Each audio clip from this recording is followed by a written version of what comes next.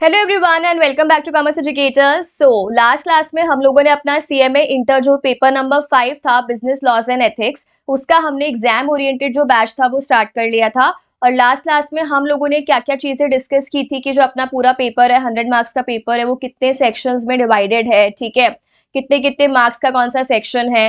Then हमने बात की थी कि अपना जो पेपर पैटर्न है वो पेपर पैटर्न कैसा रहता है, आपके कितने एमसीक्यूज रहते हैं, डिस्क्रिप्टिव जो पेपर है वो कैसे आता है। तो ये सारी चीजें हम लोगों ने अपने लास्ट क्लास में डिस्कस कर ली थी, ठीक है। तो अगर आपने पहले वो वीडियो नहीं देखा है तो पहले आप वो वीडियो देखो, ठीक है। उसके बाद में आज हम क्या पढ़ने वाले हैं, आज हम फाइनली जो अपना सेक्शन सी था corporate laws that is the companies act 2013, वो हम लोग आज से बिगिन करने वाले हैं। आपको याद होगा कि अपने यहाँ पे जो सब्जेक्ट है उसमें 4 सेक्शंस है, A B C and D. तो जो अपना सेक्शन ए है कमर्शियल लॉज है, बी इंडस्ट्रियल लॉज है, सी अपने पास में कॉर्पोरेट लॉज है एंड सेक्शन डी अपने पास में क्या है, एथिक्स एंड ईआई। तो आज हम क्या स्टार्ट करने वाले हैं, आज हम अपना section C that is corporate laws मतलब कंपनीज एक्ट 2013 ये हम लोग स्टार्ट करने वाले हैं, ठीक है। चलो अब देखो, सबसे पहले अगर हम लोग बात कर लें तो इसका इंडेक्स है यहाँ पे। तो जो अपना ये कंपनीज एक्ट 2013 है, वैसे तो हमें एक ही चैप्टर देखने को मिलता है कि कंपनीज एक्ट 2013 एक ही चैप्टर है, लेकिन हमने लास्ट क्लास में भी डिस्कस किया था कि इसमें एक ही चैप्टर नहीं है, इसमें बहुत सारे अपने चैप्टर्स हैं। तो जो अपने टोटल चैप्टर्स रहेंगे वो इसमें कितने चैप्टर्स रहेंगे, 18 चैप्टर्स रहेंगे। और मैंने आपको लास्ट क्लास में बता दिया था कि इसको बेसिकली हम 2 पार्ट्स में पढ़ेंगे, है ना। देखो, जो अपना चैप्टर 1 से लेके चैप्टर 13 तक का था उसको हम पार्ट 1 बोल रहे हैं एंड 14 से लेके 18 तक को हम पार्ट 2 बोल रहे हैं। उसका क्या रीजन है, मैंने आपको बता दिया था कि बेसिकली जो 14 से लेके 18 तक वाले चैप्टर्स है वो ज्यादा इंपॉर्टेंट है और उसका वेटेज एग्जाम्स में ज्यादा रहता है एज कम्पेयर टू पार्ट 1, ठीक है। उसमें इतने सारे चैप्टर्स है लेकिन फिर भी उसमें से जनरली अभी तक एक ही क्वेश्चन आता आया है एग्जाम में, इसीलिए, ठीक है। चलो अच्छा, अब बहुत सारे बच्चे मुझे ये बोलेंगे कि मैम अगर 14 ऑनवर्ड्स जो चैप्टर है वो ज्यादा इंपॉर्टेंट है तो पहले आप 14 से ही पढ़ा दो, पहले हम 14 से लेके 18 तक कर लेते हैं, देन उसके बाद में हम किस पे आ जाएंगे, देन हम 1 से लेके पढ़ लेंगे। देखो ऐसा नहीं होता है, ठीक है, क्योंकि यहाँ पे हम एकदम बेसिक से, देखो ऑब्वियस सी बात है कि दो चैप्टर 14 अगर मैं आपको बताऊं तो देखो चैप्टर 14 अपना क्या है, डायरेक्टर्स है, ठीक है। अब डायरेक्टर्स क्या होते हैं वो पढ़ने के लिए सबसे पहले तो हमें ये पता होना बहुत इंपॉर्टेंट है ना कि भाई कंपनी क्या होती है। हम क्या पढ़ने वाले हैं, कंपनीज एक्ट, ठीक है। तो सबसे पहले हमें बेसिक से स्टार्ट करना होता है, ठीक है। अब ऐसा नहीं हो सकता है ना कि पहले हम फाइनल पढ़ लेंगे फिर हम इंटर पढ़ेंगे फिर हम फाउंडेशन पढ़ेंगे, आप लाइन से ही जाते हो, पहले फाउंडेशन इंटर फाइनल। तो इसीलिए पहले हम किससे स्टार्ट करेंगे, बेसिक से ही स्टार्ट करेंगे, ठीक है। अच्छा, बेसिक्स पढ़ने के लिए हमें ये 1 से 13 सारे चैप्टर्स पढ़ने की एक साथ जरूरत नहीं है। बेसिक्स जो है वो मैं आपको बता दूं तो वो कहां से लेके कहां तक अपने चैप्टर्स रहेंगे, first second third and fourth. एक बार हम स्टार्टिंग के ये 4 चैप्टर्स पढ़ लेंगे तो इसमें आपको पूरा जो कंपनीज एक्ट है, कंपनी क्या होती है, कंपनी कैसे काम करती है, पूरा स्ट्रक्चर वगैरह, कंपनी बनती कैसे है, ये सारी चीजें आपको कहाँ पता चल जाएंगी, चैप्टर 1 से लेके चैप्टर 4 में। 5 वाले जो है 5 ऑनवर्ड सारे जो चैप्टर्स हैं वो हम बाद में भी कर सकते हैं बिकॉज वो एज सच कंपनी के बेसिक से रिलेटेड नहीं है, वो अलग ही चैप्टर्स है। तो पहले हम क्या कर लेंगे, 1 से लेके 4 तक के चैप्टर्स, उसके बाद में हम किस पे आ जाएंगे, जो आपके इंपॉर्टेंट चैप्टर्स हैं, ठीक है, 14 15 16 17 18 ये सारे चैप्टर्स हम कर लेंगे एंड देन हम रिमेनिंग जो अपने 5 से लेके 13 तक के चैप्टर्स हैं वो कर लेंगे, ठीक है। लेकिन एक बार सबसे पहले हमें बेसिक से स्टार्ट करना बहुत इंपॉर्टेंट है, ठीक है। सो ये चीज आपको यहाँ पे ध्यान में रखनी होगी। चलो अच्छा, सबसे पहले अब हम चैप्टर 1 स्टार्ट करने से पहले मुझे आपको एक बेसिक छोटी सी चीज यहाँ पे बतानी होगी। देखो, हम ये जो सब्जेक्ट पढ़ रहे हैं, ये सब्जेक्ट हम क्या पढ़ रहे हैं, अपना क्या सब्जेक्ट है, ये जो अपना सब्जेक्ट है ये अपना सब्जेक्ट है लॉ का सब्जेक्ट, ठीक है। सबसे पहले तो आपको ये पता होना बहुत इंपॉर्टेंट है कि भाई लॉ क्या होती है ना, बिकॉज जब तक आपको यही नहीं पता है कि लॉ क्या होती है तो आपको सब्जेक्ट हम क्यों पढ़ रहे हैं, उसमें क्या सारी चीजें आ रही है वो भी समझ में नहीं आएगा, वो हमें याद करना पड़ जाएगा, ठीक है। इसीलिए सबसे पहले हम चैप्टर 1 स्टार्ट करने से पहले ये समझ लेते हैं लॉ क्या, बिकॉज आपको पता है हमें कमर्शियल लॉस पढ़नी है, हमें इंडस्ट्रियल लॉस पढ़नी है, हमें कंपनीज एक्ट वो भी एक लॉ है, कंपनी लॉ पढ़नी है, ठीक है। हमें लॉ ही लॉ पढ़नी है तो पहले मैम ये तो बता दो कि भाई लॉ होता क्या है, ठीक है। सबसे पहले हम यहाँ पे ये जान लेते हैं कि लॉ क्या होता है? देखो, अगर हम डिस्कस करें तो लॉ बेसिकली सिंपल लैंग्वेज में अगर हम लोग बात करें तो लॉ क्या होता है? लॉ होता है set of rules and regulations. Law क्या होता है? Set of rules and regulations जो कि एप्लीकेबल होते हैं लोगों के ऊपर। क्यों? उनको मैनेज करने के लिए। अच्छा, अब एक एग्जांपल लो। मान लो आप इंटर के एग्जाम्स देते हो, ठीक है? मान लो आपने फाउंडेशन के एग्जाम्स दिए थे, है ना? अब आपको एक्सपेक्टेड है कि हमारे इस पर्टिकुलर सब्जेक्ट में इतने मार्क्स आ जाएंगे। जैसे आपने सोचा होगा, मान लो कि फाउंडेशन का जो एग्जाम हुआ था उसमें हमारे 100 में से 80 आ जाए। आप इतना एक्सपेक्ट करके बैठे हो, ठीक है? अब मान लो आपके 80 नहीं आए और आपके कितने मार्क्स आ गए? आपके 50 मार्क्स आ गए। अब आपको कितनी एक्सपेक्टेशन थी? 80 की। आपके आए कितने एक्चुअल में? 50।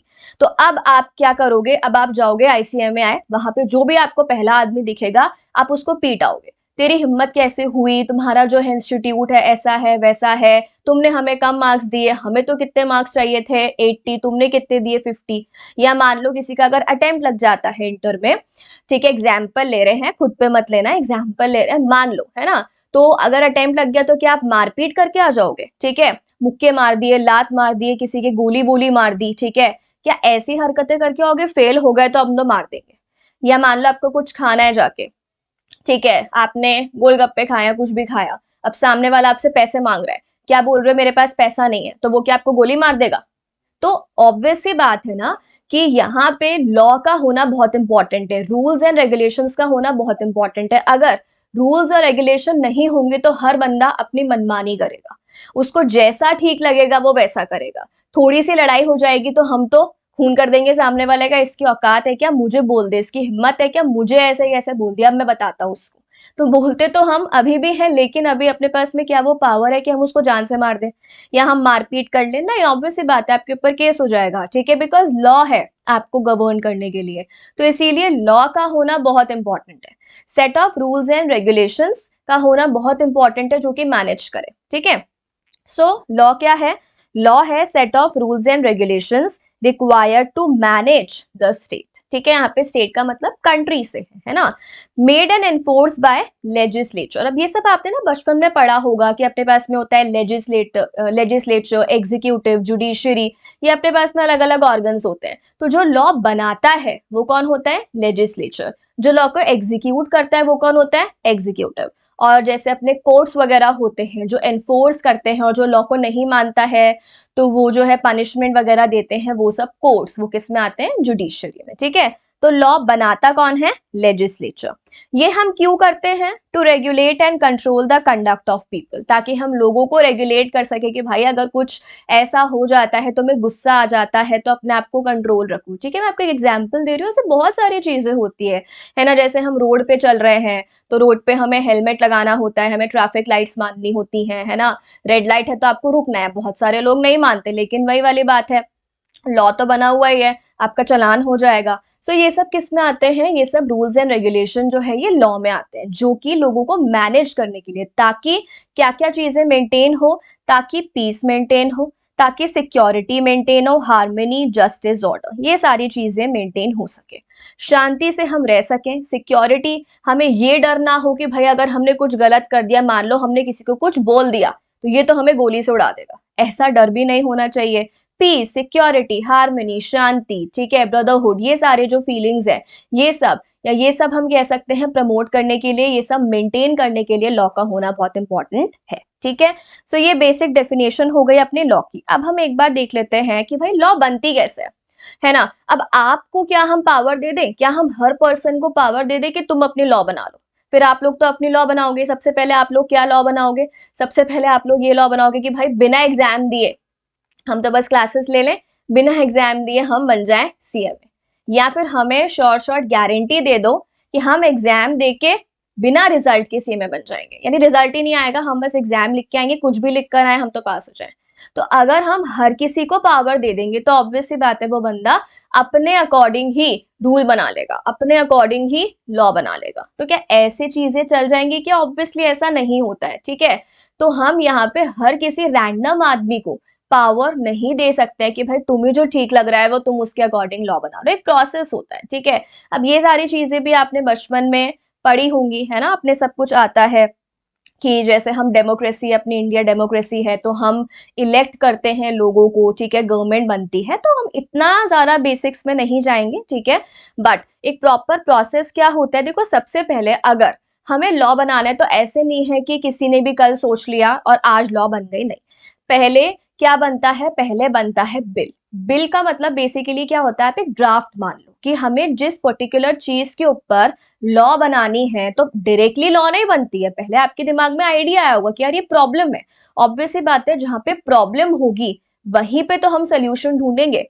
तो प्रॉब्लम जहां पर है, उस प्रॉब्लम को ढूंढा, उस प्रॉब्लम को सॉल्व करने के लिए हमें रूल एंड रेगुलेशन बनाना होगा, दैट इज उसके लिए हमें लॉ बनाना होगा। बट पहले आप एक ड्राफ्ट प्रिपेयर करोगे, ठीक है, उस ड्राफ्ट को हम बोलते हैं बिल। उस ड्राफ्ट को हम क्या बोलते हैं, बिल, ठीक है। ये बिल बना लिया। अच्छा, ये सब चीजें जो हैं, बिल वगैरह बन गया। अब इसके बाद में जो बिल होगा, ये बिल कहाँ पे प्रेजेंट किया जाएगा, लोकसभा। आपने पढ़ा होगा 2 हाउसेज होते हैं, लोकसभा, राज्यसभा। तो सबसे पहले ये बिल कहाँ पर प्रेजेंट होगा, सबसे पहले बिल प्रेजेंट होगा लोकसभा में। लोकसभा में जो है सबसे पहले वहां पे लोग चेक करेंगे कि सब कुछ ठीक है, नहीं है, हियरिंग्स वगैरह होंगी। तो वहां पे अगर बिल अप्रूव हो गया, अप्रूव कैसे होगा, मेजोरिटी लोग हाँ बोल देंगे, लोकसभा के मेजोरिटी लोग हाँ बोल देंगे, तो लोकसभा में बिल अप्रूव हो जाएगा। उसके बाद लोकसभा में अप्रूव होने के बाद अभी भी लॉ नहीं बना, अब वो कहाँ पे जाएगा, अब वो जाएगा राज्यसभा में, ठीक है। तो लोकसभा में मेजोरिटी से अप्रूव होने के बाद वो बिल कहाँ पे जाएगा, राज्यसभा में। अब राज्यसभा में भी वो बिल मेजोरिटी जो है उसको अप्रूवल देगी, तब जाके वो राज्यसभा में अप्रूव होगा, ठीक है। अब लोकसभा में हो गया, देन वो कहाँ गया, राज्यसभा। उसके बाद मेजोरिटी ने अप्रूवल दे दी, अब वो फाइनली किसके पास जाएगा, प्रेसिडेंट के पास, ठीक है।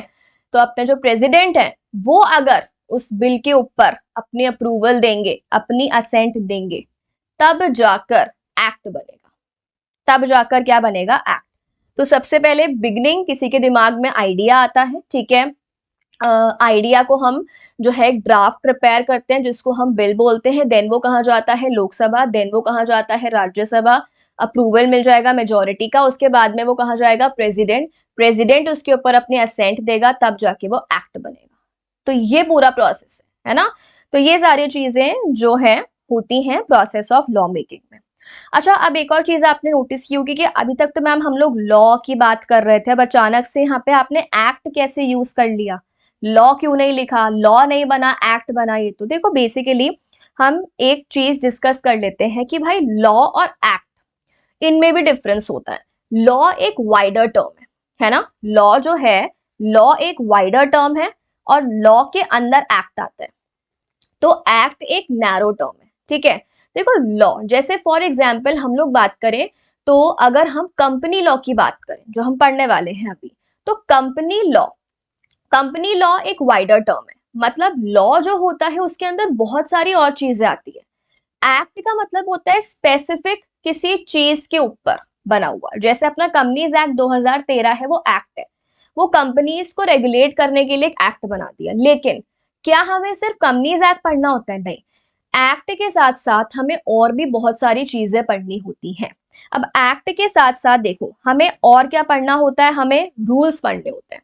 अब अभी कंपनीज एक्ट पढ़ेंगे जब हम लोग, तो आपको बहुत जगह पे क्या दिखेगा कि कुछ भी एक सेंटेंस लिखा हुआ है और उसके आगे लिखा हुआ है एज मे बी प्रेस्क्राइब्ड। इसका मतलब कोई भी चीज लिखी हुई है और क्या बोल दिया कि ये कैसे होगा, जैसा प्रेस्क्राइब है। अब प्रेस्क्राइब कहाँ पे होगी वो चीज, रूल्स में।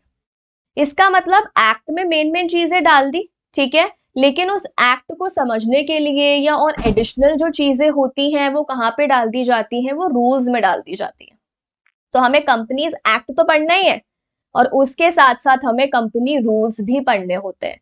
तो बहुत जगह पे आप देखोगे कि कोई भी हेडिंग होगी उसमें हम लिखेंगे एज पर कंपनी रूल्स। अब वो अलग अलग टॉपिक के अलग अलग रूल्स होंगे, वो हम पढ़ेंगे आगे जाके। तो एक्ट हो गया स्पेसिफिक टॉपिक, ठीक है। अब उसके अलावा हमें और क्या पढ़ने होते हैं, रूल्स, ठीक है। अच्छा, उसके अलावा क्या होती है, रेगुलेशन। अब एक्ट तो हमने पढ़ लिया अभी कि एक्ट कैसे बनता है, ये पूरा प्रोसेस होता है। इस पूरे प्रोसेस के थ्रू जो होता है वो अपना एक्ट बनता है। तो मान लो पार्लियामेंट ने एक्ट बना लिया। ठीक है, अच्छा एक्ट भी दो टाइप के होते हैं, सेंट्रल एक्ट होता है, स्टेट एक्ट होता है। तो सेंट्रल एक्ट कौन बनाता है? पार्लियामेंट, है ना। ये सारा जो प्रोसेस हुआ वो कहाँ पर हुआ? पार्लियामेंट। और जो स्टेट एक्ट होता है उसके लिए अपना होता है स्टेट लेजिस्लेचर। तो ये एक्ट बन गया। ठीक है, इसके अलावा जो रूल्स है वो रूल्स कौन बनाती है? गवर्नमेंट। तो जैसे मैंने आपको बताया सेंट्रल एक्ट है, तो सेंट्रल एक्ट के रूल्स कौन बनाएगी? Central government. ठीक है, जो एक्ट पार्लियामेंट में पास हुई है वो सेंट्रल एक्ट है, उसके रूल्स कौन बनाएगी? Central government. जो स्टेट एक्ट है उसके रूल्स ऑब्वियसली कौन बनाएगी? State government. अपनी कंपनीज एक्ट सेंट्रल एक्ट है, पूरे इंडिया पे एप्लीकेबल होती है, किसी पर्टिकुलर स्टेट के लिए नहीं है वो, है ना। तो अगर वो पूरे इंडिया पे एप्लीकेबल हो रही है तो वो कौन सी एक्ट हुई? Central act, correct. तो उसके लिए रूल्स कौन बनाएगी? सीजी। तो जहां पर भी हम रूल्स पढ़ेंगे आपको पता होना चाहिए कि ये किसने प्रेस्क्राइब करे हैं रूल्स? सेंट्रल गवर्नमेंट ने। ठीक है, तो हमने एग्जाम्पल भी लिखा है, कंपनीज एक्ट एक्ट हो गया। कंपनीज एक्ट के जो हम रूल्स पढ़ेंगे वो किसने दिए हैं? गवर्नमेंट। अब गवर्नमेंट कौन सी? यहाँ पे सीजी, क्योंकि ये सेंट्रल एक्ट है। स्टेट एक्ट के लिए होती एसजी। अच्छा, रेगुलेशंस कौन बनाता है? एक रेगुलेशंस भी होते हैं, वो कौन बनाता है? रेगुलेटर। अब रेगुलेटर कौन है? जैसे फॉर एग्जाम्पल अगर आपने कभी नाम सुना हो सेबी का, आपने कभी नाम सुना हो SEBI, securities exchange board of India. ठीक है, अगर आपके घर में मान लो कोई प्रोफेशनल होगा या किसी को अगर मान लो इन्वेस्टमेंट करना बहुत पसंद है स्टॉक मार्केट में, है ना, तो आपने उनसे सुना होगा सेबी का नाम।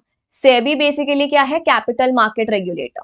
जो भी हम जैसे मान लो किसी कंपनी के शेयर्स में हम शेयर मार्केट में इन्वेस्टमेंट वगैरह करते हैं ना, तो उसको पूरा मैनेज करने का काम किसके पास में है? सेबी के पास में। तो सेबी क्या बनाता है? रेगुलेशन। तो गवर्नमेंट बनाती है रूल्स, ठीक है। रेगुलेटर लाइक सेबी, आरबीआई, सब जो है ये रेगुलेटर है। ये सब क्या बनाएंगे? रेगुलेशंस। सेबी के बारे में हमें अभी नहीं पढ़ना है इंटर में, ये सब चीजें अपने फाइनल में आती हैं। ठीक है, बट आपको पता होना चाहिए कि रेगुलेशंस भी इंक्लूड होते हैं यहाँ पे लॉ में। इसके अलावा कुछ नोटिफिकेशंस आती रहती हैं, कुछ क्लैरिफिकेशंस आते रहते हैं। जैसे मान लो हमें एक्ट में कुछ कुछ चीजें जो है वो समझ में नहीं आ रही, तो क्लैरिफिकेशन निकालते रहते हैं कि इसका ये मतलब है, इसको ऐसे करना है। कुछ सर्कुलर निकाल दिया, कुछ नई नोटिफिकेशन निकाल दी गवर्नमेंट ने, ये सब भी आता रहता है, तो हमें साथ में इसको भी देखना होता है। ठीक है, अच्छा, जुडिशियल डिसीजन, केस लॉस। अभी हम कंपनीज एक्ट पढ़ेंगे तो वहां पर हम बहुत जगह पे केस लॉ पढ़ेंगे कि यार ये एक पर्टिकुलर टाइप का मैटर है और इसके जैसी सेम चीज के ऊपर एक केस हुआ है, तो कोर्ट ने ये डिसीजन दिया, तो हमें कोर्ट का डिसीजन भी ध्यान में रखना है।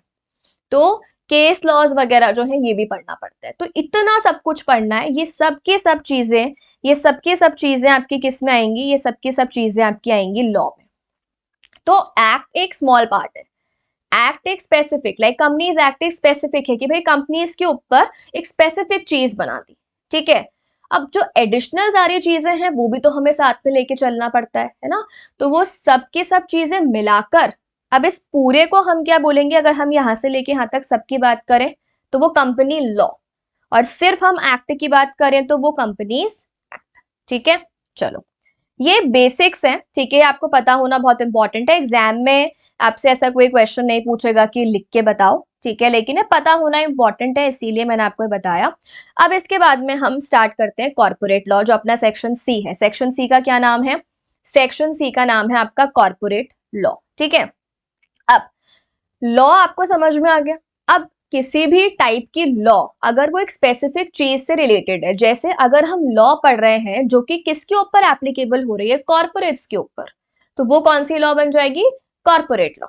अब कॉर्पोरेट यहाँ पे मतलब कंपनी मान लो, है ना। कॉर्पोरेट क्या है यहाँ पे? कंपनी। ठीक है, तो जो लॉ, देखो क्या है definition, branch of law that governs, जो कि किससे डील करती है? फॉर्मेशन। ठीक है, कि कैसे बनेगा एक कॉर्पोरेट, एक कंपनी कैसे बनेगी।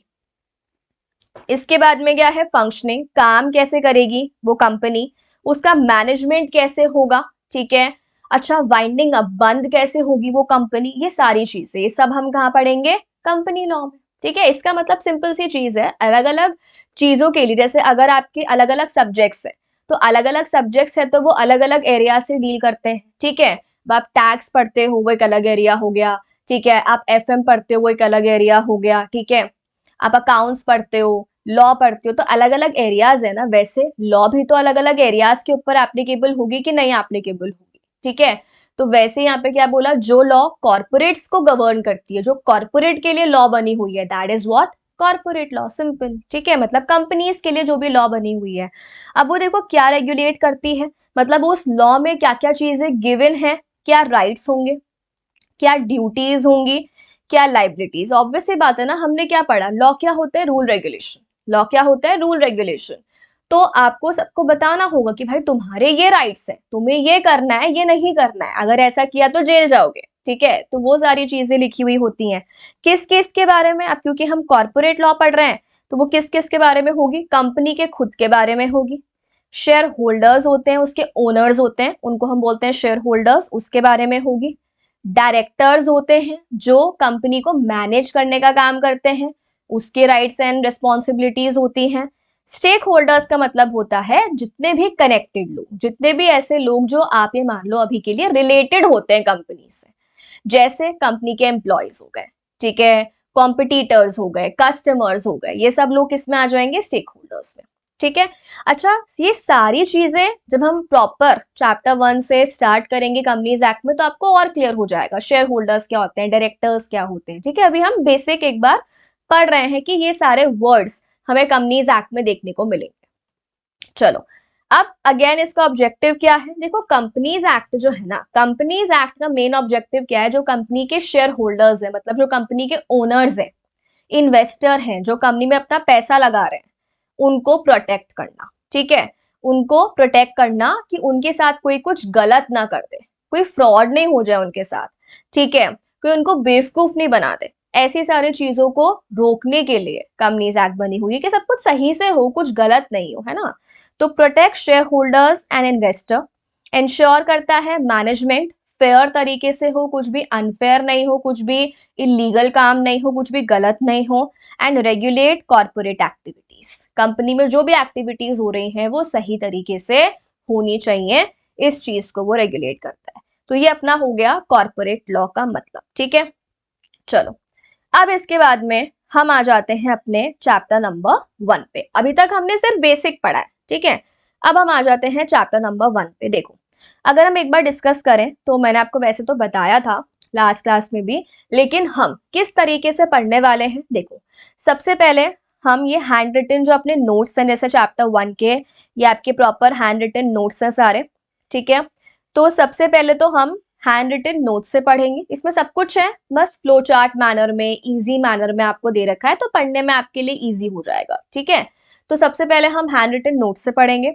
इसके बाद में जैसे ही हमने चैप्टर कंप्लीट कर लिया, देन मैं आपको यहाँ पे बुक से गो थ्रू करवा दूंगी। तो जो हमने हैंड रिटन नोट्स में पढ़ा है ना, बुक में भी वही सारी चीजें। ठीक है, बुक में भी क्या है, बुक में भी वही सारी चीजें आपकी रहने वाली है। ठीक है, देखो तो फिर हम किस पे आ जाएंगे, बुक पे। बुक से हमें एक एक वर्ड को पढ़ना नहीं है, क्योंकि मैंने जो आपको नोट से पढ़ाया होगा वही सेम चीजें हैं, तो इसको आपको अपने लेवल पे रीड करना है। मैं बस एक बार आपको दिखा दूंगी कि देखो ये सारी चीजें, ये टॉपिक हमने यहाँ पढ़ लिया, ये टॉपिक हमने यहाँ पढ़ लिया, तो आप इसको अपने लेवल पे रीड कर लेना। ठीक है, चलो ये जितने भी नोट्स हैं, जो हैंड रिटन नोट्स हैं वो भी, इसके अलावा जो ये बुक नोट्स हैं ये भी, ये आपको कहाँ पे अवेलेबल हो जाएंगे, ये आपको ऐप पे अवेलेबल हो जाएंगे, तो आप वहां पे देख सकते हो। ठीक है, चलो तो सबसे पहले अगर हम लोग बात करें तो हम क्या पढ़ रहे हैं, चैप्टर नंबर 1।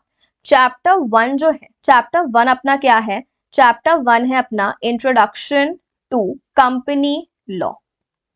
चैप्टर 1 अपना क्या है, चैप्टर 1 है अपना इंट्रोडक्शन टू कंपनी लॉ। इसका मतलब बेसिकली हम यहाँ पर जो कंपनी लॉ है, ठीक है, कंपनीज एक्ट हम पढ़ेंगे, उसके बारे में बेसिक बेसिक चीजें पहले में पता होना बहुत ज्यादा जरूरी है, तो वो सारी चीजें हम यहाँ पे पढ़ेंगे।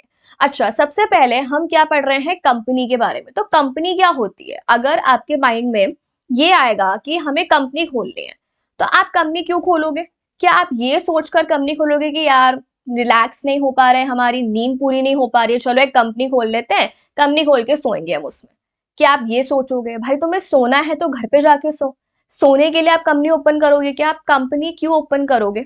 आप एक कंपनी तब ओपन करोगे जब आपको बिजनेस करना है। ठीक है, तो आप एक कंपनी कब ओपन करोगे, जब आपको बिजनेस करना है। दैट मीन्स कंपनी क्या है, कंपनी एक टाइप का बिजनेस ऑर्गेनाइजेशन है, फॉर्म ऑफ बिजनेस ऑर्गेनाइजेशन। देखो, अगर किसी को बिजनेस करना है, जैसे मान लो मेरे दिमाग में एक आइडिया आया कि मुझे क्या करना है, मुझे लेट्स से फॉर एग्जांपल मुझे एक चाय की थड़ी ओपन करनी है। मुझे क्या काम करना है, मुझे एक चाय की थड़ी ओपन करनी है। तो अब मैं क्या करूंगी, अब मैं ये सोचूंगी ना कि मुझे कौन सा टाइप का बिजनेस ओपन करना चाहिए। अब मुझे चाय की थड़ी ओपन करनी है तो मेरे पास ऑप्शंस क्या क्या है। देखो, या तो मैं क्या ओपन कर लूं, एक सोल प्रोप्राइटरशिप बिजनेस, कि मैं अकेली ओनर हूं, मैं अकेली चाय की थड़ी ओपन करके बैठ जाऊं और उसमें काम कर लूं। ठीक है, तो सोल प्रोप्राइटरशिप बिजनेस। दूसरा, मान लो कि मुझे क्या लगता है कि यार मैं तो बहुत आलसी हूँ, ठीक है, कभी कभी ऐसा भी हो जाएगा कि मुझे नींद आ जाएगी दिन में, तो उस टाइम पे मेरे कस्टमर आएंगे तो उनको कौन संभालेगा। या फिर मैं तो सिर्फ चाय बनाऊंगी, पेमेंट कौन कलेक्ट करेगा कस्टमर्स से। क्या पता तुम जैसे कस्टमर्स आए, चाय पिए, मुझसे बातें करे और भाग गए, पैसे ही नहीं दिए। तो कोई ऐसा बंदा भी होना चाहिए जो पैसों वैसों का ध्यान रख ले। ठीक है, तो मान लो मुझे एक और पर्सन चाहिए, तो ऐसा भी हो सकता है मैं पार्टनरशिप में चाय का बिजनेस कर लूं, कि भाई मैं चाय बना लूंगी, ठीक है, तुम कस्टमर से डील कर लेना, या तुम अकाउंट संभाल लेना, है ना, या जो भी है। या मुझे लगता है कि मैं चाय बना लूंगी, कुछ कस्टमर्स कॉफी वाले भी आते हैं, तो कॉफी के लिए मुझे एक और पार्टनर चाहिए। तो मैं पार्टनरशिप में भी बिजनेस ओपन कर सकती हूँ ना, एब्सोल्युटली कर सकती हूँ। तो एक मेरे पास क्या हो गया option, sole proprietorship, single owner. एक मेरे पास क्या ऑप्शन हो गया, पार्टनरशिप का ऑप्शन हो गया। ठीक है, अच्छा, अब देखो यहाँ पे सो प्रोप्राइटरशिप और पार्टनरशिप में अगर आपको पता होगा, तो आपने पढ़ा होगा 11th-12th में कि इनमें लाइबिलिटी कैसी होती है, अनलिमिटेड। लाइबिलिटी कैसी होती है, अनलिमिटेड। जैसे मान लो लॉस हो गया, है ना, मान लो लॉस हो गया, या मैंने किसी से लोन वोन ले लिया था बैंक से, ठीक है, मेरा बिजनेस थड़ी ओपन करने के लिए मान लो मैंने लोन, मान लो ना, ले लिया, ठीक है। अब मैंने लोन ले लिया, मान लो कि मैंने इतनी घटिया चाय पिलाई तुम लोगों को, चाय में मक्खी गिर गई, ठीक है, तुमने देख लिया, तुम आए नहीं नेक्स्ट डे से कि इतनी बेकार चाय पिलाती है, हम तो जाएंगे ही नहीं, ठीक है, तो मेरा बिजनेस बर्बाद हो गया। अब मैंने तो लोन ले रखा है, अब मेरे पास तो बैंक वाले आएंगे ही ना, बैंक वाले मेरी बात मानेंगे क्या। अब मैं बैंक वालों को बोल रही हूँ क्या, देखो बैंक वालों, मेरे पास तो पैसा नहीं है, मेरे पास है चाय की छोटी सी थड़ी है, अब इसमें तुम्हें जितना दिख जाए, दो चार बर्तन है मेरे पास, दो चार बेंचेस हैं, कप्स हैं, ये तुम ले जाओ। क्या बैंक वाले मानेंगे, नहीं, वो मेरे घर तक पहुंच जाएंगे और मेरे पर्सनल असेट्स को भी ले जाएंगे अपना लोन क्लियर करने के लिए। इसे हम क्या बोलते हैं कि मेरी लाइबिलिटी अनलिमिटेड है। दैट मीन्स मेरी लाइबिलिटी लिमिटेड नहीं है मेरे बिजनेस के असेट्स पे। मैं बैंक वालों को ये नहीं बोल सकती हूँ कि भाई बैंक वालों, तुम मेरे घर तक नहीं जा सकते, तुम्हें मेरे बिजनेस में जितने असेट्स मिल जाए तुम उतना ले जाओ, कि तुम चाय की थड़ी ले जाओ, तुम बर्तन ले जाओ, तुम सिलेंडर ले जाओ, तुम गैस स्टोव ले जाओ, तुम कप ले जाओ। ठीक है, क्या बैंक वाले मेरी बात मानेंगे, नहीं। तो ऐसी लाइबिलिटी जहां पे बैंक वाले मेरे घर तक पहुंच जाएंगे, मेरे घर पे पड़ा हुआ कैश ले जाएंगे, मेरे घर के असेट ले जाएंगे, तो वो लाइबिलिटी कौन सी है, पर्सनल अनलिमिटेड। बिजनेस तक लिमिटेड नहीं है। तो प्रॉब्लम है ना ये, तो बिल्कुल, तो एक डिसएडवांटेज है सोल प्रोप्राइटरशिप का। पार्टनरशिप का भी सेम डिसएडवांटेज यही है, अनलिमिटेड लाइबिलिटी। यहाँ पे भी मान लो मैं और मेरा पार्टनर अगर बैंक को लोन रीपे नहीं कर पाए, तो अगेन बैंक हम दोनों के घर पे पहुंच जाएगा और हमारे पर्सनल एसेट्स को ले जाएगा। बैंक ये नहीं बोलेगा कि ठीक है भाई तुम्हारे बिजनेस में इतना ही है तो हम इतना ही लोन की रिकवरी कर लेते हैं, नहीं, घर तक जाएगा और पूरे जो पैसे हैं पर्सनल एसेट से रिकवर करेगा लोन के। तो ये प्रॉब्लम है। तो इसीलिए इस अनलिमिटेड लाइबिलिटी की प्रॉब्लम्स को हटाने के लिए कौन सा कंसेप्ट आया, लिमिटेड लाइबिलिटी। तो अगर आपको एक ऐसी पार्टनरशिप चाहिए जहां पे आप चाहते हो कि अनलिमिटेड लाइबिलिटी ना हो, लिमिटेड लाइबिलिटी हो, तो आप किस पे आ जाओ, आप बना लो एलएलपी। आप क्या बना लो, LLP. Now what is LLP, limited liability partnership. ठीक है, अच्छा, अपना जो पार्ट ए है ना, कमर्शियल लॉज, उसमें कमर्शियल लॉज में अपना एक चैप्टर भी है, पार्टनरशिप भी अपना चैप्टर है। वहां पर पार्टनरशिप एक्ट भी हमें पढ़ना है और वहां पर हमें एलएलपी एक्ट भी पढ़ना है। ठीक है, तो ये दोनों चीजें हम पढ़ेंगे कमर्शियल लॉज में। अच्छा, एलएलपी में कैसी लाइबिलिटी है, लिमिटेड लाइबिलिटी। यानी अगर आप लोन वोन का रीपेमेंट नहीं कर पाते हो, अपने डेट्स को नहीं पे कर पाते, तो वो लिमिटेड रहती है आपकी लाइबिलिटी। कोई भी बैंक वाला है, कोई भी क्रेडिटर आपके घर तक नहीं आएगा, आपके पर्सनल असेट्स लेके नहीं जाएगा। सेम कंपनी भी ऐसी होती है, सेम कंपनी भी ऐसी होती है। मान लो मैंने सोचा कि अब मेरी चाय का बिजनेस बड़ा हो रहा है, अब मुझे एकदम स्केल अप करना है, अब मुझे एक लार्ज स्केल पे काम करना है, मुझे मैन्युफैक्चरिंग वगैरह वाला काम भी स्टार्ट करना है, जो भी है, तो मैं अगर एक बड़े स्केल पे काम करना चाहती हूँ तो मैं कंपनी खोल लूंगी। और मुझे कंपनी ओपन करके क्या बेनिफिट मिल जाएगा, लिमिटेड लायबिलिटी। ठीक है, सो हम कंपनी कब ओपन करते हैं, जब हमें लगता है कि यार हमें एक लार्ज स्केल पे काम करना है, ठीक है, हमें बड़ा काम करना है, हमें एक्सपेंशन करना है और ऑल्सो हमें लिमिटेड लायबिलिटी का बेनिफिट भी चाहिए, तो हम लोग क्या ओपन कर लेते हैं, कंपनी। अच्छा, एक आपने सुना होगा HUF, Hindu undivided family, cooperative society, ये सब भी होते हैं, ठीक है, लेकिन अपने सिलेबस के लिए ये सब चीजें भी रेलिवेंट है नहीं, तो हम इतना इसमें जाएंगे नहीं। तो आई होप आपको ये समझ में आ गया होगा कि कंपनी क्या है, एक फॉर्म ऑफ बिजनेस ऑर्गेनाइजेशन। अगर आपको बिजनेस करना है, अलग अलग तरीके से आप कर सकते हो, आप कंपनी भी ओपन कर सकते हो, ठीक है। तो हमें अभी क्या पढ़ना है, कंपनी के बारे में। ओके, अच्छा, कंपनी अगर आप खोलोगे, देखो ऑब्वियस सी बात है, अगर मैंने चाय की थड़ी ओपन की थी, है ना, सोल प्रोप्राइटरशिप में, तो मेरे ऊपर कोई एज सच इतनी बड़ी एक्ट एप्लीकेबल हो रही है क्या, क्या कोई ऐसी सोल प्रोप्राइटरशिप एक्ट बनी हुई है क्या, नहीं। मुझे खुद से काम करना है, मैं अकेली ओनर हूँ, पैसे मेरे पास खुद के पास आएंगे, मुझे खुद से डील करना है, सब कुछ खुद करना है, बहुत सिंपल है। पार्टनरशिप थोड़ा सा लेवल अप हो जाएगा, उसके लिए पार्टनरशिप एक्ट बनी हुई है, बिकॉज देखो लोग इन्वॉल्व होंगे, तो जितने ज्यादा लोग होते हैं उतने ड्रामे होते हैं, उतने चांसेस है कि फ्रॉड करेंगे मिलके। एक पर्सन ऐसा भी हो सकता है कि दूसरे के साथ मिलके बिजनेस तो नहीं कर रहा, लड़ाइयां हो रही हैं, तो उसके लिए पार्टनरशिप एक्ट है। थोड़ा सा और स्केल अप किया, एलएलपी एक्ट है। और वैसे कंपनी बनानी है, तो कंपनी बनाओगे तो कौन सी एक्ट आपके ऊपर एप्लीकेबल हो जाएगी, कंपनीज एक्ट 2013। ठीक है, तो यही हमें यहाँ पर पढ़ना है, that is what, companies act 2013। ठीक है, चलो, तो what is companies act, simple सी चीज है, अभी हमने बात की, कंपनीज एक्ट एक ऐसी एक्ट है जो कि बनाई गई है to consolidate and amend the law relating to companies. Companies act एक ऐसी एक्ट है जो किस लिए बनाई गई है, या किसके लिए एक लॉ बनाई गई है, कंपनीज को रेगुलेट करने के लिए, कंपनीज को मैनेज करने के लिए, या कंपनी से रिलेटेड जितनी भी सारी चीजें हैं, जितने भी रूल्स एंड रेगुलेशंस हैं, उन सबको एक जगह पे कंसोलिडेट कंबाइन करने के लिए। ठीक है, अच्छा, अब आप बोलोगे कि मैम कंपनीज एक्ट 2013, इसका मतलब क्या कोई 2013 से पहले कंपनी बना ही नहीं सकता था, अरे ये कैसी बात हुई भाई। कंपनीज एक्ट 2013 जो है, उससे पहले भी कंपनीज एक्ट थी, उससे पहले कंपनीज एक्ट 1956 थी, उससे पहले कंपनीज एक्ट 1913 थी, इसका मतलब ऐसा नहीं है, उससे पहले भी बहुत सारी कंपनीज एक्ट थी। तो ऐसा नहीं है कि 2013 में पहली बार कंपनी और कंपनीज एक्ट आई है, नहीं, प्रीवियस कंपनीज एक्ट भी थी। ठीक है, तो देखो क्या होता है कि अरे एनवायरनमेंट चेंज होता है, अब तुम्हें भी पता होगा, जैसे तुम लोग हो, तो अभी तुम्हारा कौन सा सिलेबस चल रहा है, 2022, और अभी कौन सा आने वाला है, 2026 का सिलेबस आने वाला है। 2022 से पहले कौन सा सिलेबस था, 2016, उससे पहले कौन सा था, 2012। तो तुम्हारे सिलेबस में भी तो चेंजेस हो रहे हैं, क्यों, अमेंडमेंट हो रहे हैं ना, क्यों, बिकॉज देखो एनवायरनमेंट चेंज हो रहा है, तो अभी जिस एनवायरनमेंट में आप हो उसके अकॉर्डिंग लॉ भी तो चेंज होगा। ठीक है, उसके अकॉर्डिंग सब कुछ चेंज होगा, लोग चेंज होते हैं, सिचुएशन चेंज होती है, ठीक है, लोगों के दिमाग जो है वो और चेंज होते हैं, और इवॉल्व होते हैं, और डेवलप होते हैं, और नए तरीके से फ्रॉड करने के बारे में लोग सोचते हैं ना, और बहुत सारी चीजें होती है। तो पुरानी वाली जो एक्ट होती है वो आउटडेटेड हो जाती है, उसमें बहुत सारे लूप होल्स हो जाते हैं, मतलब बहुत सारी कमियां रह जाती हैं। ठीक है, तो फिर हम उसको अमेंडमेंट से सही करने का सोचते हैं कि ठीक है, आपने सुना होगा बहुत सारे अमेंडमेंट आ जाते हैं, अमेंडमेंट आ जाते हैं, बट 1956 वाली एक्ट में भी अमेंडमेंट्स आए थे, लेकिन एक पॉइंट पे लग गया कि यार ये पूरी एक्ट ही अमेंडमेंट से भर गई है और अभी भी सही नहीं है। तो उन्होंने क्या सोचा फिर, हटाओ पुरानी एक्ट को, पूरी की पूरी नई एक्ट ले आते हैं। ठीक है, पूरी की पूरी नई एक्ट ले आते हैं। अभी सेम ये चीज आप कहाँ देख रहे हो, इनकम टैक्स में भी देख रहे हो, है ना, पूरा नया लेकर आ गए, तो एक पॉइंट पे लग जाता है कि यार अब पुराना वाला काम का नहीं है, हटाओ इसको, नया लेके आओ। इसका मतलब ये नहीं है कि जो है 2013 से पहले कोई एक्ट ही नहीं थी। ठीक है, चलो, तो अपने 2013 से पहले, जस्ट पहले कौन सी एक्ट थी, कंपनीज एक्ट 1956, है ना, बट अभी कौन सी एक्ट चल रही है, 2013।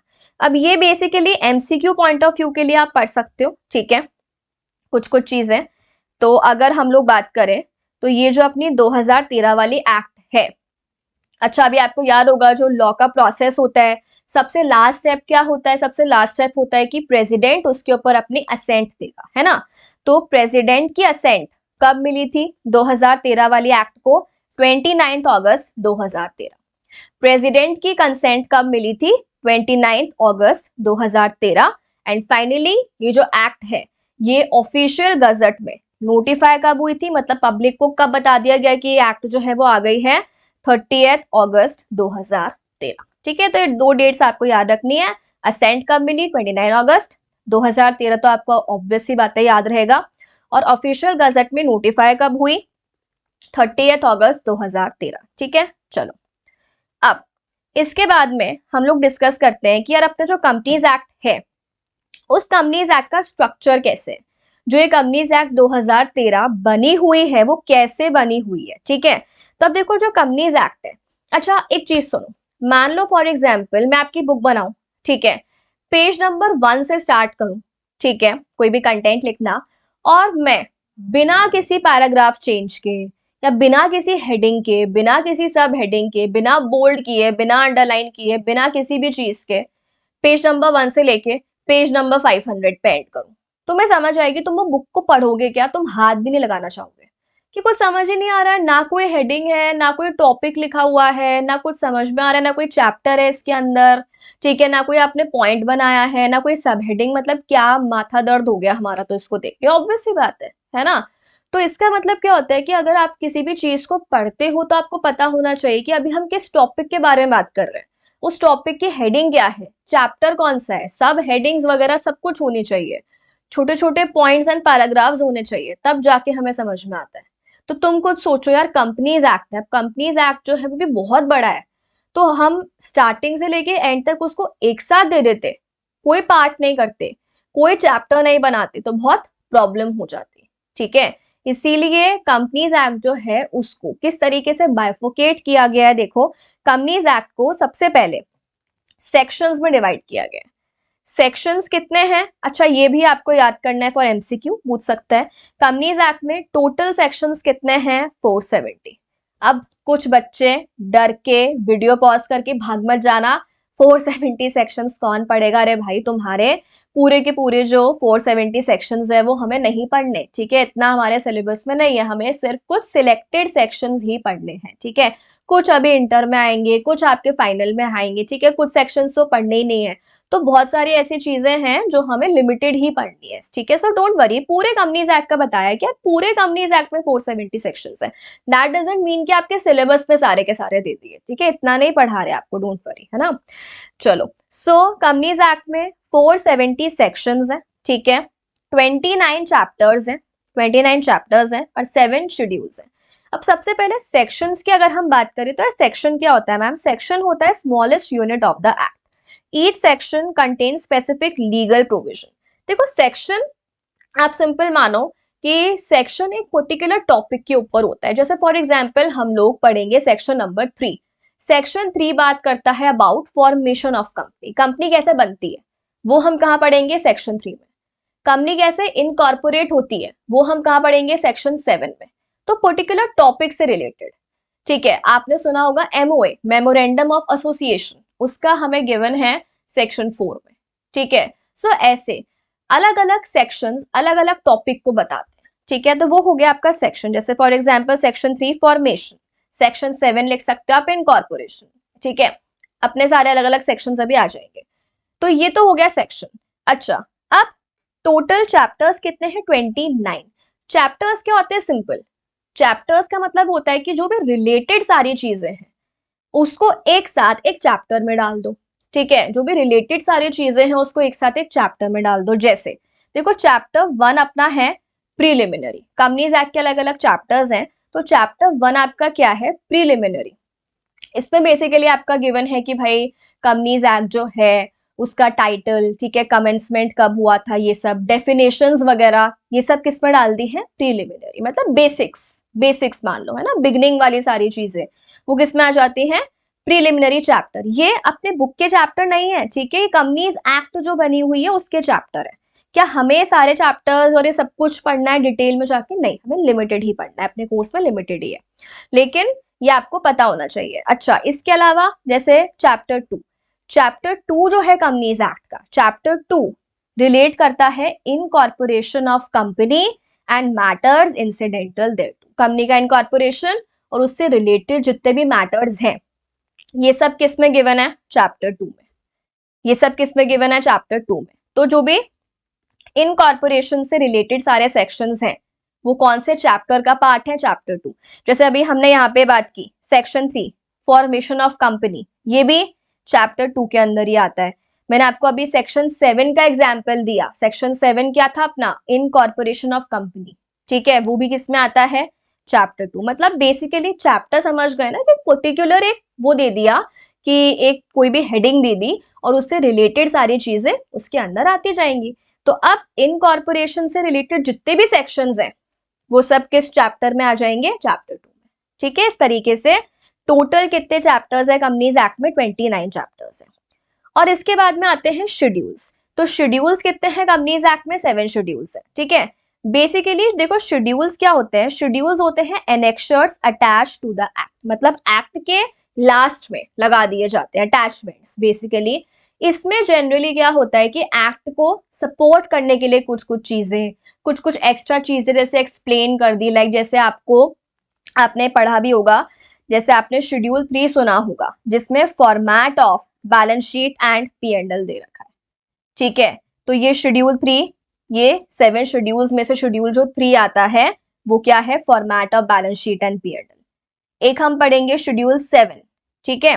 बेसिकली फाइनल में आता है वैसे schedule 7, CSR activity, corporate social responsibility. Company को सोसाइटी के लिए कुछ कुछ करना होता है, तो उसके लिए कहाँ कहाँ पे आप कर सकते हो या क्या क्या एक्टिविटीज आप कर सकते हो वो सब की डिटेल्स आपको गिवन है, ठीक है। सो बेसिकली हम क्या कह सकते हैं कि यहाँ पे डिटेल्ड फॉर्मेट्स दे दिए, लिस्ट दे दी, गाइडलाइंस दे दी, मतलब जो चीजें एक्सप्लेनेशन वाला पार्ट है, कुछ जो बहुत एक्सप्लेन की हुई चीजें हैं जो हम एक्ट में नहीं डाल सकते वरना एक्ट बहुत बड़ी हो जाती। तो जो कुछ चीजें लिस्ट हो गई, फॉर्मेट्स हो गए, है ना, ये सब चीजें हम एंड में डाल देते हैं, वो किस में आता है? शेड्यूल्स में, ठीक है।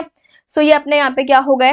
470 सेक्शन, 29 चैप्टर, 7 शेड्यूल्स, ये सबको मिला के पूरा कंपनीज एक्ट अपना बनता है, ठीक है। चलो अच्छा, ये मैंने आपको भी बताया ही था, machinery of company law. Basically जो अपनी कोई भी लॉ होती है तो हमने बात की थी कि 3 मशीनरी, एक क्या होती है? लेजिस्लेचर जो लॉ को बनाता है। अब कंपनीज एक्ट को जो है, क्योंकि वो सेंट्रल एक्ट है तो किसने बनाया? पार्लियामेंट ने। स्टेट एक्ट होती है तो कौन आता है? स्टेट लेजिस्लेचर, ठीक है। कंपनीज एक्ट के लिए क्या है? पार्लियामेंट। एग्जीक्यूटिव क्या होता है? जो लॉ को एग्जीक्यूट मतलब इम्प्लीमेंट करने का काम करवाता है, जो लॉ को इम्प्लीमेंट करने का काम करवाता है, ठीक है। इसका मतलब वो ये मेक श्योर करता है कि यार लॉ सही तरीके से, जैसा लॉ का मीनिंग निकलता है वैसे लॉ मानी जा रही है कि नहीं मानी जा रही है, ठीक है। वो किसका काम है? MCA. Now what is MCA? Ministry of corporate affairs. आपने अलग अलग मिनिस्ट्री सुनी होगी, ministry of corporate affairs, ministry of home affairs, external affairs, ऐसे करके अलग अलग मिनिस्ट्रीज बनी हुई है ना। तो वैसे एमसीए जो है अपनी मिनिस्ट्री ऑफ कॉर्पोरेट अफेयर्स, ये किसके लिए है? ये बेसिकली जो है, अच्छा आप ना कंपनीज एक्ट में बहुत जगह पे देखोगे, क्योंकि अपना सेंट्रल एक्ट होता है, बहुत जगह पे आप देखोगे कि यार सीजी को ये फॉर्म फाइल कर दो, सीजी से अप्रूवल ले लो, सीजी ये, सीजी वो, सीजी ये। तो क्या सीजी जहां पर भी लिखा हुआ आ रहा है मतलब मोदी जी? इसका मतलब अगर लिखा हुआ आ रहा है भाई सीजी से अप्रूवल लो, तो क्यों, क्या तुम मोदी जी को फोन कर दोगे, हेलो मोदी जी मेरी कंपनी बनवानी है, मुझे ये अप्रूवल देना आप?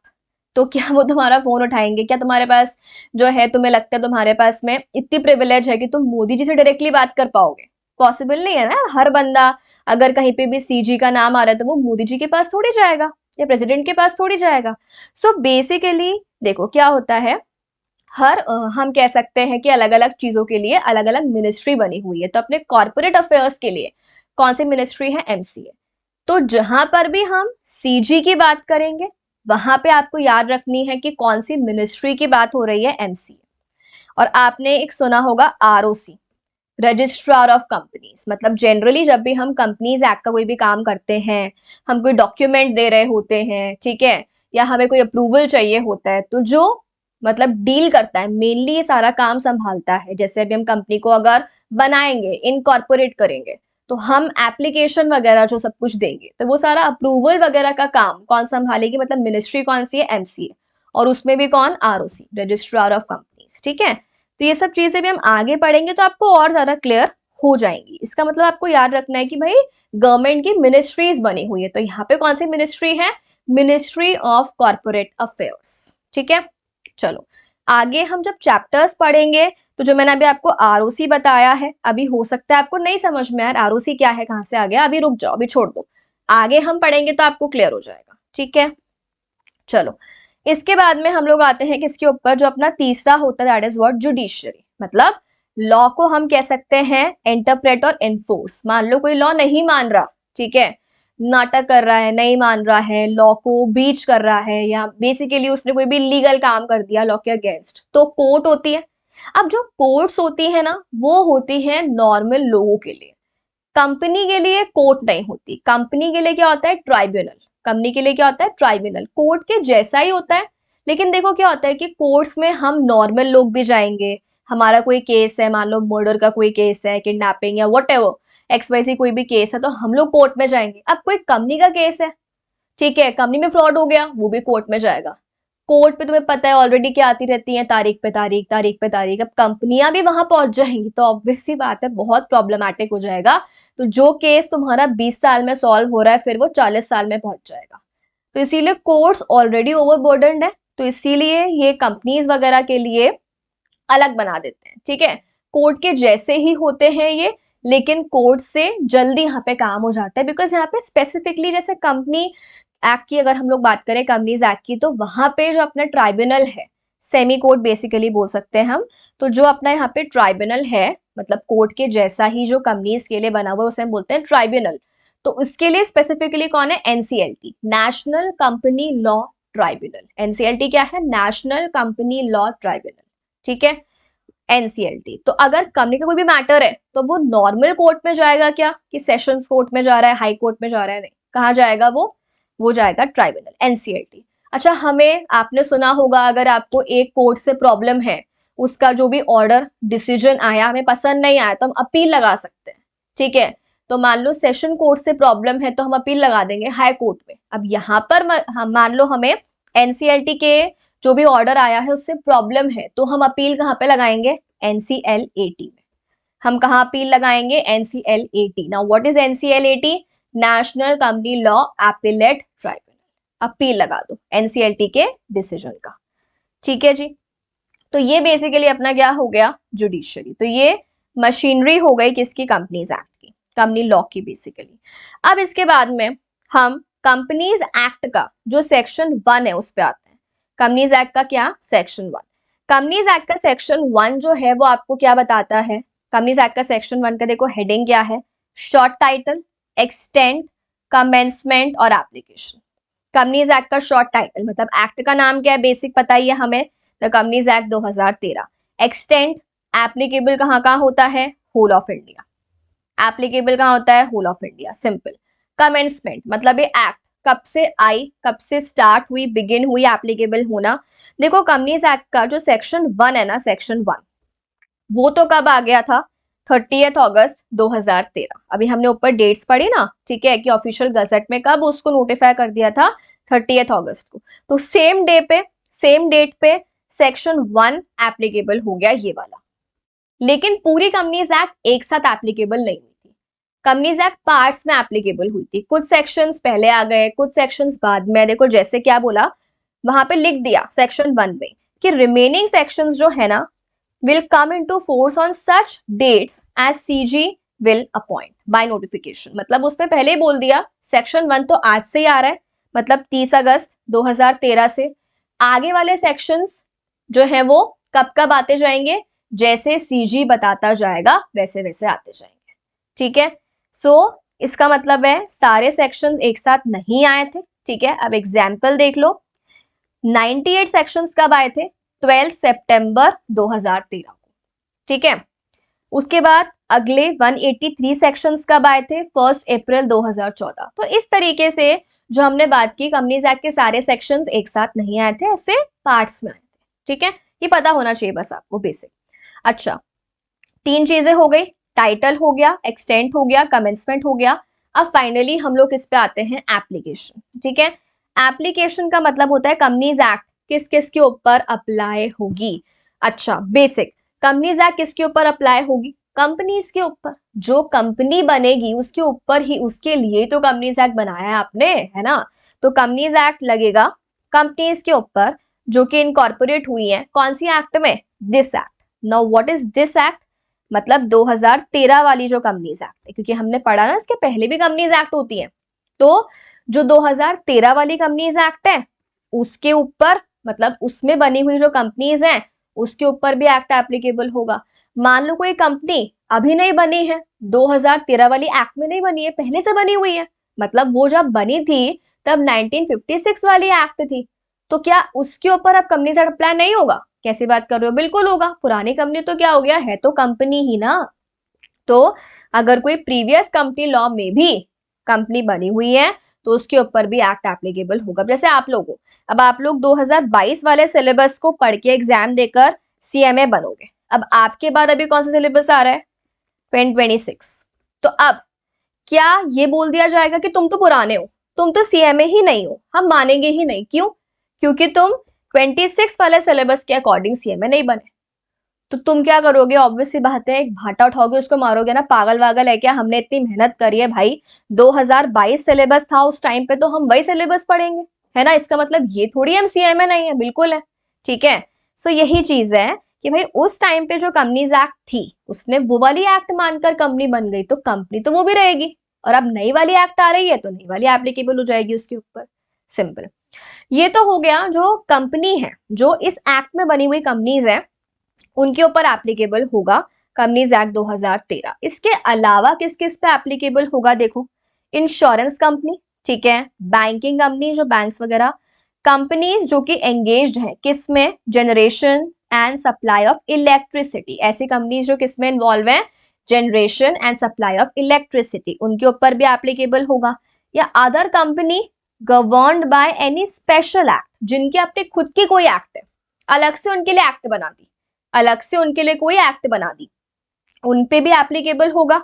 या ऐसा कोई भी बॉडी कॉर्पोरेट एज सीजी में स्पेसिफाई, या कोई सा भी बॉडी कॉर्पोरेट, बॉडी कॉर्पोरेट भी वही होता है जिसकी अपनी खुद की एक्ट होती है, मतलब ऐसा कोई भी कॉर्पोरेट जिसकी अपनी खुद की एक्ट है, जिसके ऊपर सेंट्रल गवर्नमेंट बोल रही है कि इसके ऊपर कंपनीज एक्ट लगा दो, इसकी अपनी खुद की एक्ट है, ठीक है, लेकिन सेंट्रल गवर्नमेंट बोल रही है कि भाई इसके ऊपर कंपनीज एक्ट लगा दो, तो उसके ऊपर एप्लीकेबल होगा। ठीक है, तो इन सब के ऊपर कंपनीज एक्ट एप्लीकेबल होगा। लेकिन एक चीज सुनना ध्यान से, insurance company, banking company, companies engaged in generation supply of electricity या स्पेशल एक्ट वाली कंपनीज, इनकी अपनी खुद की एक्ट है, इन सबकी अपनी अपनी खुद की एक्ट है। इंश्योरेंस कंपनीज के लिए इंश्योरेंस एक्ट बनी हुई है, आईआरडीए एक्ट भी बनी हुई है। बैंकिंग कंपनी के लिए बैंकिंग रेगुलेशन एक्ट बनी हुई है। तो इन सबके लिए स्पेशल एक्ट बनी हुई है, खुद की इनकी अपनी एक्ट है, ठीक है। लेकिन क्या बोला यहाँ पे, कंपनीज एक्ट जो है वो भी इनके ऊपर एप्लीकेबल हो जाएगी, बिकॉज अल्टीमेटली है तो ये भी कंपनीज ही ना, लेकिन इनकी अपनी खुद की एक्ट भी है। तो अब सुनना ध्यान से, जब कंपनीज एक्ट और इनके खुद की एक्ट मतलब स्पेशल एक्ट, ये दोनों सेम बात बोल रहे हैं, ये दोनों लड़ाई नहीं कर रहे, तो दोनों एक्ट एप्लीकेबल हो जाएगी। लेकिन किसी सिचुएशन पे अगर ऐसा हो गया कि कंपनीज एक्ट तो बोल रहा है ये कर लो, स्पेशल एक्ट बोल रहा है ये मत करो, मतलब इन दोनों की आपस में नहीं बन रही, इन दोनों की आपस में नहीं बन रही, तो अब किसकी बात मानी जाएगी? अब हम कौन सी एक्ट की बात माने? एक पर्सन हमें बोल रहा है काम कर लो, अच्छा एग्जाम्पल, एक और एग्जाम्पल लेते हैं, जैसे मान लो आप हो, मान लो कोई पर्सन है जिसका नाम है मोनू, अब इसकी एक मम्मी है, ठीक है, और इसकी मान लो एक मौसी है। अब ये दोनों आपस में सिस्टर्स हैं, ठीक है। अब ये दोनों इसको कुछ कुछ बोलती हैं, ये मानता है, दोनों की बात मानता है, ठीक है। अब जब ये दोनों की बात मान रहा है, ठीक है, सब कुछ चल रहा है, बढ़िया चल रहा है। अब मम्मी स्पेशल ज्यादा होंगी ना, मम्मी स्पेशल ज्यादा है, ठीक है, मौसी ठीक है बट थोड़ी सी मम्मी से तो कम ही रहेंगी। अब जब तक ये दोनों आपस में लड़ाई नहीं कर रही है, सेम बात बोल रही है, मोनू दोनों की बात मानता रहेगा। किसी पॉइंट पे आके मम्मी ने बोल दिया ये काम मत करो, जैसे मान लो मोनू को जाना है अपनी गर्लफ्रेंड से मिलने, ठीक है, अभी वैलेंटाइंस वीक आ रहा है ना, तो मान लो मोनू को जाना है अपनी गर्लफ्रेंड से मिलने, मम्मी कह रही है जाके बता पैर तोड़ दूंगी तेरे, मौसी कह रही है कोई बात नहीं जाने दो ना, बेचारा सारा दिन पढ़ाई करता रहता है, मिल लिया किसी से, मन अच्छा हो जाएगा। अब इस पॉइंट पे दोनों अलग अलग बातें बोल रही है। मम्मी कह रही है मत जाना, जाके बता दे। मौसी कह रही है चले जाओ। तो जब दोनों की लड़ाई हो गई तो अब हमें किसकी बात माननी है? ऑब्वियस सी बात है, अभी हमें माननी, मतलब मन तो किसका हो रहा होगा? मौसी की बात मानने का, बट माननी पड़ेगी किसकी बात?